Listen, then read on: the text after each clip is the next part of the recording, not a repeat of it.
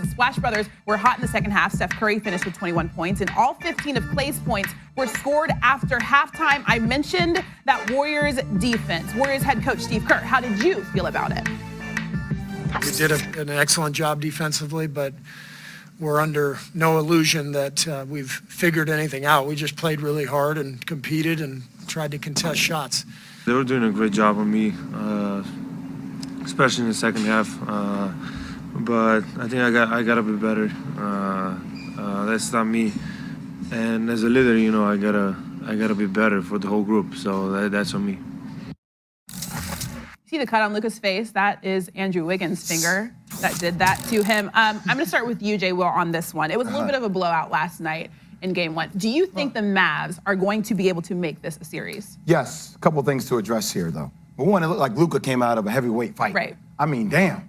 The game was so physical last night. That's exactly how you need to play if you're Golden State. But there's been a lot of conversations around Luka being a top 5 player in the league. And let me say this. If Luka is top 5 offensively, then Monica, he has to be bottom 5 defensively. I just got to state that off the top right now, because watching him, there were so many times, and you notice, Monica, as a player, former player watching the game, when you see a guy get stripped and turns the ball over, and then the camera panels down to the other end, and you don't see that person literally come into the frame when he's the one that turned the ball over. As a former hooper, you're saying, yo, come on, man, you got to give me something. Now, I know that what he brings to the table offensively massively outweighs how deficient he is on the defensive end. But damn, that's number one. Number two, look, this team took 48 threes. They only made 11. In the first half, a lot of those threes were wide open threes. So as much as we're going to sit up here and praise Golden State for their defensive efforts, Monica, and I get it, Andrew Wiggins, he played his tail off defensively, stayed attached, was detail-oriented, stayed according to the scouting report. But at the end of the day, Luka typically makes shots that are challenging, difficult shots. So for me, if they're knocking down threes at a high clip, we're not talking about how great Golden State is defensively. We're talking about how they're shooting lights out. So, look, Game 1 is a feel-out game. We all know this. I think Golden State is a good team. They're probably favorite in the series. But by no means do I count Dallas out of this series off one game. None.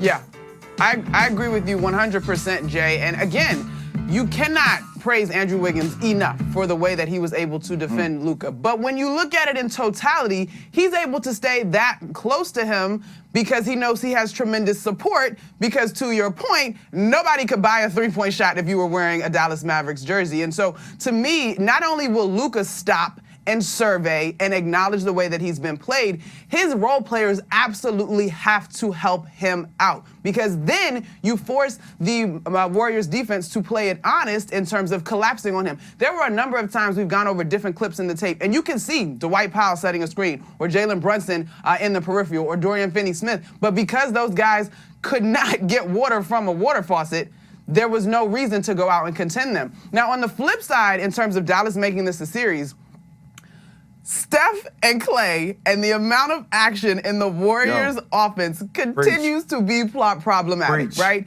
And Dorian Finney-Smith and Reggie Bullock are guys that you respect as defenders, but they just had to work so hard to stay attached to those guys because of the offense. And so I expect Jason Kidd to look at this thing in totality and make some adjustments. I know that Luka and the Mavs are one of the slower paced teams in the league, and Luka likes to take his time and make it work, but they've got to figure out a way to get some easy baskets. I think back to the glimpses of Dinwiddie and Jalen Brunson in the Jazz series, at points during the Sun series. They have the talent to get out and get in transition a little bit and contend maybe with some of the Warriors' stifling defense. But I still think this is going to be a series, absolutely. Monica, can I tell you, we always end up talking about, who is Dallas going to get? What is Mark Cuban going to do to bring another superstar into play with Luka Doncic? But I got to tell you, if I'm Reggie Bullock, if I'm Dodo, Dorian Finney-Smith, there are a lot of times throughout the course of a game, Jalen Brunson, I'm looking at this dude out the side of my eye, be like, yo, man, you are a liability. Like, you are killing us on the defensive end. And we're trying to execute. I understand, but it goes both ways, right? Because what he brings to the table, Monica, is incredible offensively. He's a genius. He's a savant. I love it.